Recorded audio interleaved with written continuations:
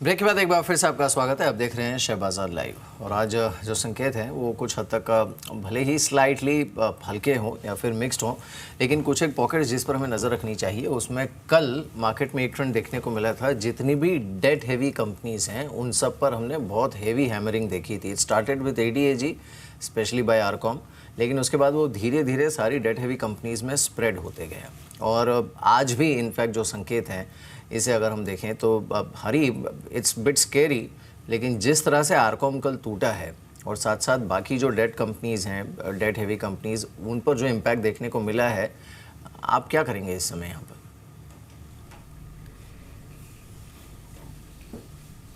नहीं, डेफिनेटली मैं खरीदने की सलाह तो नहीं दूंगा और हम लोग पहले से आरकॉम पे थोड़े कॉशियस रहे हैं। मेरे एक्चुअली आरकॉम में दो प्रॉब्लम्स है। एक तो ऑलरेडी मार्केट में न्यूज़ है कि they have been defaulting on some of their I think payments, और उनका स्टैंड ये रहा है कि सितंबर तक उनका जो ब्रुकफील्ड का पैसा आ जाएगा तो उसके बाद they will clear the loans. But even then उनका जो गैप है, the gap between the money they will get and the money they have to pay, बहुत ही बड़ा है। आई थिंक एक और बड़ा प्रॉब्लम मेरे ख्याल से आरकॉम में यह है कि इनका काफी बड़ा डॉलर पे आउट है अगले 2 साल में, लगभग $2.2 बिलियन का डॉलर पे आउट से towards their ECBs and FCCBs। और आई थिंक ये एक बड़ा प्रॉब्लम है क्योंकि जब से उन्होंने वो इश्यू किया डॉलर काफी स्ट्रेंथन हो चुका है, तो उनका लायबिलिटी काफी बढ़ गया। तो आई थिंक दैट मेरे ख्याल से एक बहुत बड़ा इश्यू है। और जिस तरह से RBI एग्रेसिवली बैंक्स के पास जा रहा है, मैं मानता हूँ कि the pressure on corporates will keep increasing और companies like RCom, Bhushan, I think ये सब बहुत परेशानी में आ सकते हैं। जी, लेकिन कल पूरी ही ADAG पॉकेट में बिकवाली थी, आरकॉम में नहीं। अगर आप रिलायंस कैपिटल को देखें तो ये भी 9% टूटा। आर इंफ्रा, आर पावर यहाँ भी बिकवाली हावी होती हुई दिखी थी और ये पूरा ही पॉकेट इंट्राडे लोज पर कल के सेशन में क्लोज हुआ था। लेकिन एक स्टॉक और देख लेते हैं, वो है जुबिलेंट फूड्स का। यहाँ जो नंबर्स आए हैं वो काफ़ी ख़राब आए हैं और ये लगातार तीसरा क्वार्टर है जब negative same store sales growth company ने पोस्ट की और इस बार 6% से ज़्यादा नेगेटिव ग्रोथ रही है। हाउसेस ने डाउनग्रेड किया है स्टॉक को। इस पर बातचीत करेंगे जुबिलेंट फूड्स पर, लेकिन उससे पहले आज आने वाले जो अर्निंग्स हैं उस पर बातचीत कर लेते हैं। हमारे साथ अंचल मौजूद हैं। अंचल, बताइए, M&M और हिंडाल्को दो इंपॉर्टेंट नंबर्स हैं। पहले हिंडाल्को के बारे में बताइए, क्या डिसेंट नंबर्स एक्सपेक्ट कर सकते हैं, कीपिंग इन माइंड कि नोवेलिस के नंबर स्ट्रॉन्ग रहे थे क्वार्टर 4 में? बिल्कुल दीपाली, एक अच्छा सपोर्ट मिलता हुआ दिखेगा नोवेलिस से और ओवरऑल नंबर्स जो रहेंगे इस बार हिंडाल्को के स्ट्रॉन्गर नोट पे रहेंगे। रेवेन्यू की अगर बात करें, ऑलमोस्ट 20-20.5% बढ़ने का अनुमान लगाया जा रहा है। 10,000 करोड़ के पार, 10,500 करोड़ के आसपास का रेवेन्यू कंपनी पोस्ट करती हुई दिख सकती है। 2-3 चीज़ें इसको सपोर्ट कर रही हैं। पहले तो नोवेलिस के अच्छे नंबर्स हैं, वहाँ से सपोर्ट आएगा। साथ ही साथ जो एल्यूमिनियम और कॉपर प्राइसेस हैं वो रिवाइव हुए हैं, उसका फायदा होगा इन टर्म्स ऑफ रियलाइजेशन भी और सेल्स भी। अगर आप ट्रेंड देखें, तिमाही के दौरान एल्यूमिनियम के दाम करीब 10% तो कॉपर के दाम करीब 8% बढ़े, तो सीधे तौर पे कंपनी को फायदा देते हुए दिखेंगे। एबिटा फ्रंट पे आपको जो ग्रोथ है वो 18% की उम्मीद की जा रही है। हाँ, रेवेन्यू ग्रोथ से कम है, उसका एक ही कारण है, ओवरऑल प्रोडक्शन कॉस्ट जो है कंपनी की वो बढ़ रही है। फ्यूल पावर कॉस्ट बढ़ी है, साथ ही जो कोल ऑक्शन प्राइसेस हैं वो बढ़े हैं, जिसकी वजह से कंपनी के मार्जिन और एबिटा पे थोड़ा प्रेशर पड़ता हुआ दिख रहा है। एबिटा मार्जिन की बात करें, 13.5% से घट के भाई 13.2%, यानी ऑलमोस्ट 0.3% तक का प्रेशर आता हुआ दिख सकता है। लेकिन एज सच कोई चिंता नहीं है कंपनी के ऑपरेशनल फ्रंट पे। और अगर मुनाफे की बात करें तो वहाँ पे करीब 35% की जंप की उम्मीद की जा रही है। एक स्ट्रॉन्ग नोवेलिस का सपोर्ट रहेगा और साथ साथ जो अदर इनकम का सेगमेंट है वो भी इस बार ही बढ़ता हुआ दिखेगा, जिसकी वजह से नेट जो प्रॉफिट्स है कंपनी के वो करीब 480-500 करोड़ के आसपास रह सकता है। जी, वही M&M के नंबर्स को लेकर क्या प्रोजेक्शंस हैं अंचल? M&M के केस में दीपाली प्रेशर बिल्डअप होता हुआ दिखेगा। देखिए, कंपनी की जो वॉल्यूम्स है, नेट वॉल्यूम्स बेशक 2% बढ़ने का अनुमान है, लेकिन जो इनकी ऑटो वॉल्यूम्स हैं वो करीब 4% हिट हुई हैं, गिरी हैं। हाँ, सपोर्ट मिल रहा है ट्रैक्टर वॉल्यूम से जो करीब 16% बढ़ने का अनुमान है, लेकिन नेट रियलाइजेशन पे अगर आप नजर डालें 1% गिरने का अनुमान है। 5.5 लाख के आसपास की पर यूनिट नेट रियलाइजेशन बैठ सकती है और यही कारण है कंपनी के रेवेन्यूज पे प्रेशर रह रहा है। एबिटा फ्रंट पे भी अगर आप देखें तो 4.5% गिरने का अनुमान लगाया जा रहा है। वहीं एबिटा मार्जिन ऑलमोस्ट 1% रिसीड होते हुए दिखेंगे, 12.5% से घट के 11.5% पे रहने का अनुमान है। BS3 की वजह से कंपनी को वन टाइम लॉस हो सकता है 50 करोड़ का, लेकिन इस लॉस पे नजर रखिएगा, अगर 50 करोड़ से ज्यादा आंकड़ा आता है तो डेफिनेटली मुनाफे में और प्रेशर बिल्डअप होता हुआ दिखेगा। एस्टिमेट यह है कि कंपनी का मुनाफा 4% घटकर 640 करोड़ के आसपास रह सकता है, लेकिन क्रिटिकल रहेगा BS3 बैन की वजह से जो डेंट लगेगा वो कितना रहता है, क्योंकि वो फाइनली बॉटम लाइन डिसाइड करेगा। बिल्कुल। चलिए, ये दोनों स्टॉक्स इनफैक्ट M&M और हिंडाल्को, इस पर हरी क्या व्यू है आपका? नहीं, हिंडाल्को तो हम शॉर्ट टू मीडियम टर्म में काफ़ी पॉजिटिव, और हमारा मानना है कि जो ग्लोबल एलएमई प्राइसेस है of aluminium and copper, I think this will continue to be on the up trend, क्योंकि जो चाइनीज डिमांड है वो आई थिंक अगले 1-2 साल में काफ़ी स्ट्रांग रहने की उम्मीद है। तो जब तक ये प्राइसेस पॉजिटिव रहते हैं, I think Hindalco will be on a short to medium term up trend.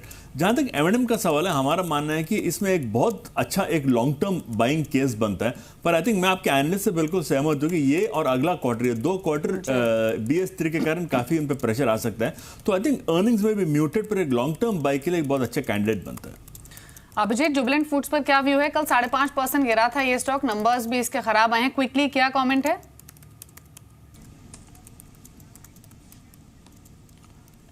Deepali, trend is down, momentum pickup हो चुका है on the down side, high possibility that ये 900 के नीचे आके it will test around 850 865 zone. Alright, चलिए अब हमारे साथ और एक ख़ास मेहमान जुड़े हैं, उनसे बात करते हैं। सीधा न्यूयॉर्क से हमारे साथ अरविंद सांगेर जुड़े हैं, उनसे बात करते हैं। Arvind, hi, good evening to you, thanks for joining us. पिछली बार जब आपसे बात हुई थी, so you were quite confident about Indian markets. वहाँ से भी और आगे स्टोरी चली गई है, lot of water has flown under the bridge, और अब in fact we are looking at 31,000 plus on Sensex, Nifty is knocking on the doors of 10,000। क्या करना चाहिए मार्केट में?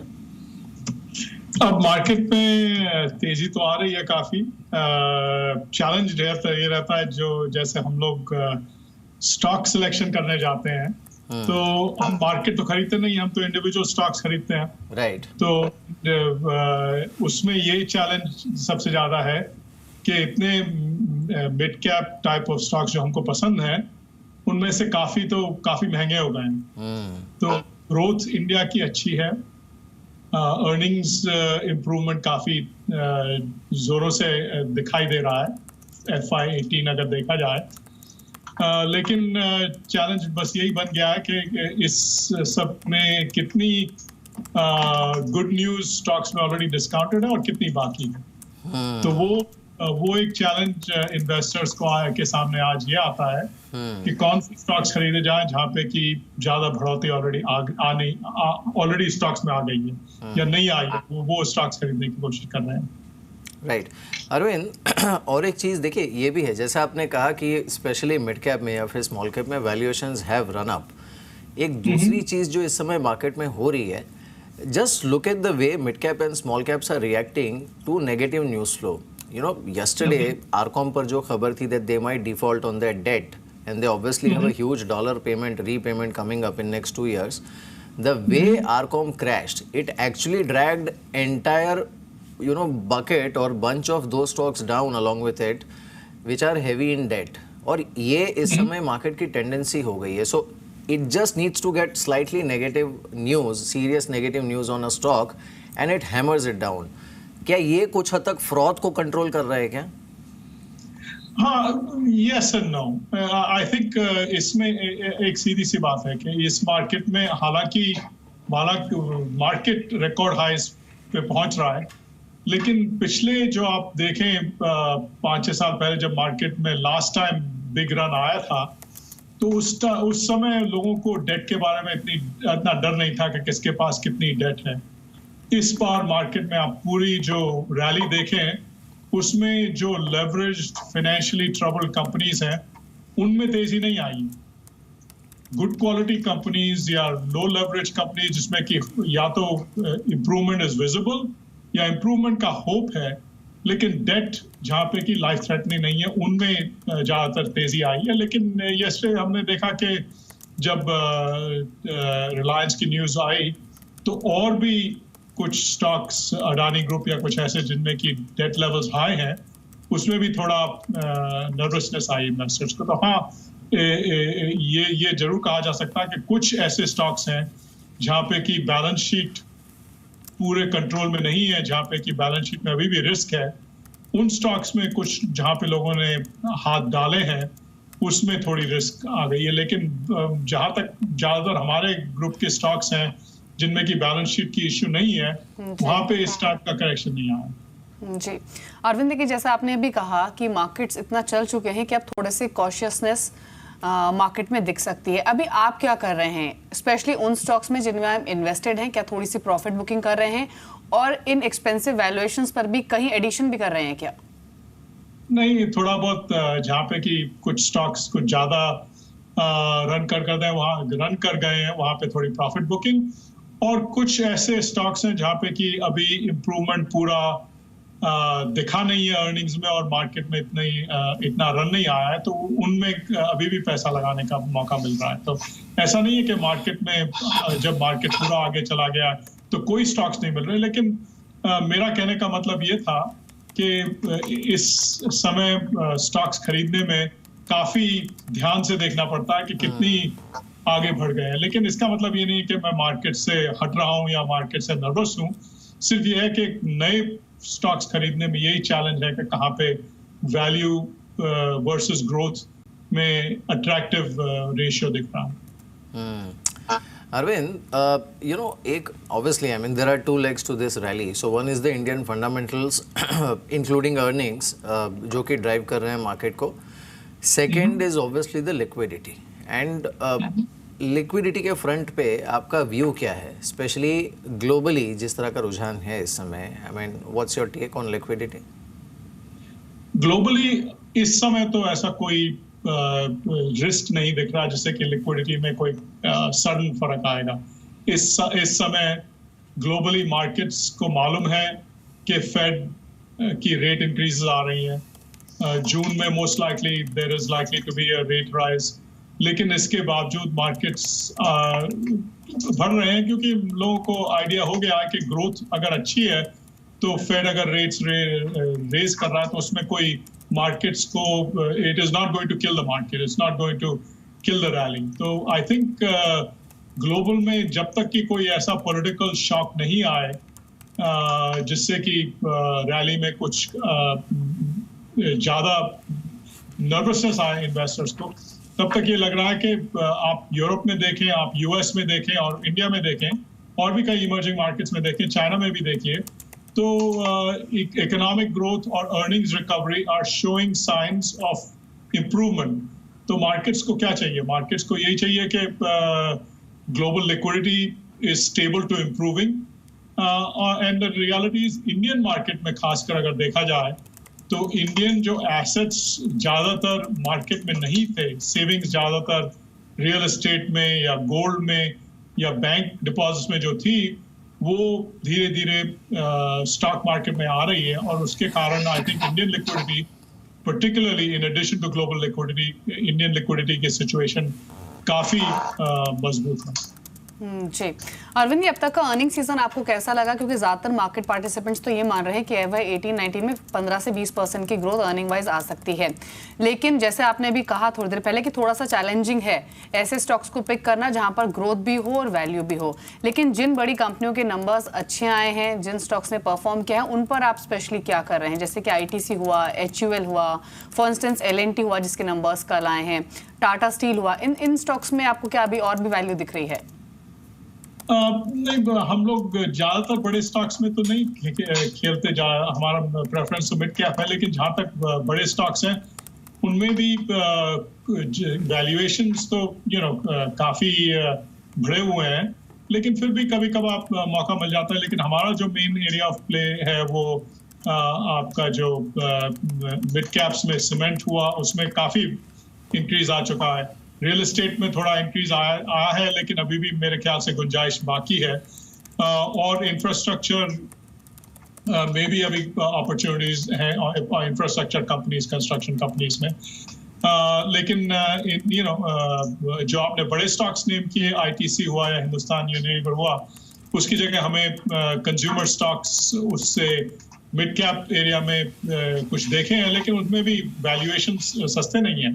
ज्यादातर इंडियन कंजम्पशन की जो स्टोरीज हैं, मिड कैप भी देखिए तो 35-40 टाइम्स अर्निंग्स पे मिलेंगी, तो काफी मुश्किल से कुछ ऐसे स्टॉक्स मिल जाते हैं जहाँ पे की वैल्यूएशंस इससे थोड़े रीजनेबल हैं। ऑलराइट, जो आई थिंक नेक्स्ट बड़ा ट्रिगर होगा अरविंद, वो बेसिकली होगा GST, और you know that news has been trickling in, so वो धीरे धीरे मार्केट में कैप्चर हो रहा है, फैक्टर इन अलग अलग पॉकेट्स में हो रहा है। तो हमने एफएमसीजी में देखा, उसका एक अलग इम्पैक्ट था, हमने सिगरेट स्टॉक्स में देखा, उसका एक अलग इम्पैक्ट था, लिकर में कुछ था।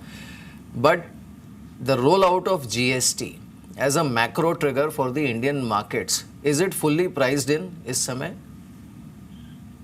शॉर्ट टर्म इट इज, क्योंकि शॉर्ट टर्म जो है थोड़ा इम्प्लीमेंटेशन में चैलेंजेस आ सकते हैं। क्योंकि जहां तक मैंने बिजनेस इंडस्ट्रियलिस्ट से बात की है, जीएसटी का जो रोल आउट है उसमें काफी कॉम्प्लिकेटेड है, काफी अभी क्लैरिटी ठीक से आई नहीं है। हालांकि स्लैब्स डिसाइड हो गए हैं, लेकिन उसमें भी कुछ कंफ्यूजन है, पूरा पेपर वर्क में भी कुछ कंफ्यूजन है। तो मेरा बिगेस्ट कंसर्न है कि नेक्स्ट अगर आप जीएसटी का डिस्काउंटिंग मुझसे पूछें तो नेक्स्ट 3-4 मंथ्स में थोड़ा अर्निंग्स में डिसअपॉइंटमेंट आ सकता है as people adjust to this.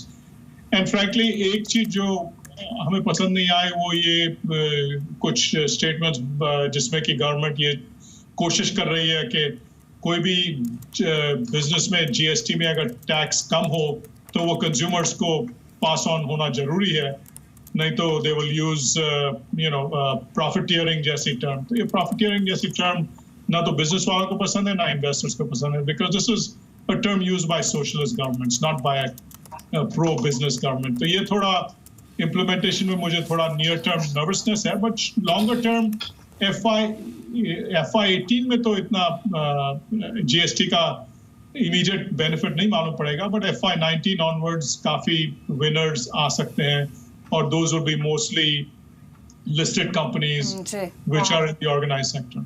जी अरविंद जी, ये आईटी और फार्मा स्टॉक्स पर अभी आप क्या कर रहे हैं? आमतौर पे एफआईज का रुझान इन सेक्टर्स की ओर काफी रहता था अगर हम पास्ट ईयर्स की बात करें, लेकिन अर्निंग्स डिसअपॉइंटमेंट की वजह से एकाएक इन दोनों ही सेक्टर्स को लेकर व्यू काफी नेगेटिव हो गया है। आपका व्यू क्या है अभी?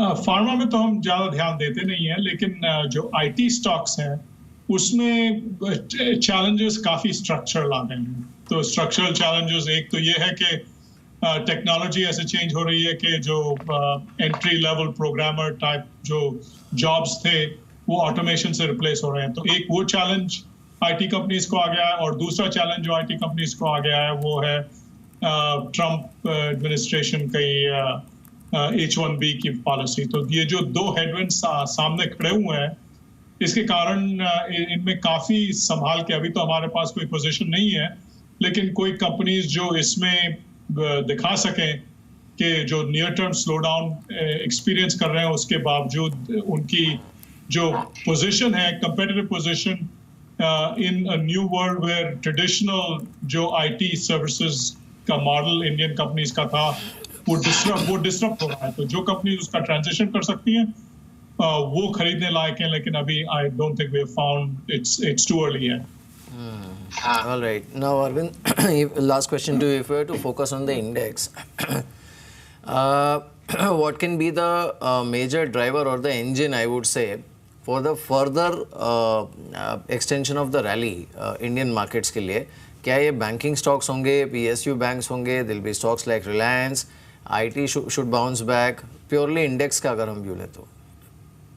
इंडेक्स का अगर हम देखें तो I don't think IT is going to lead it. I think some of the lagging banks, ICICI, Axis Bank, State Bank, Bank of Baroda, those type of names can help in terms of the banking sector can drive the rally. और उसके अलावा तो I think there is no other obvious catalyst. It will be generally market.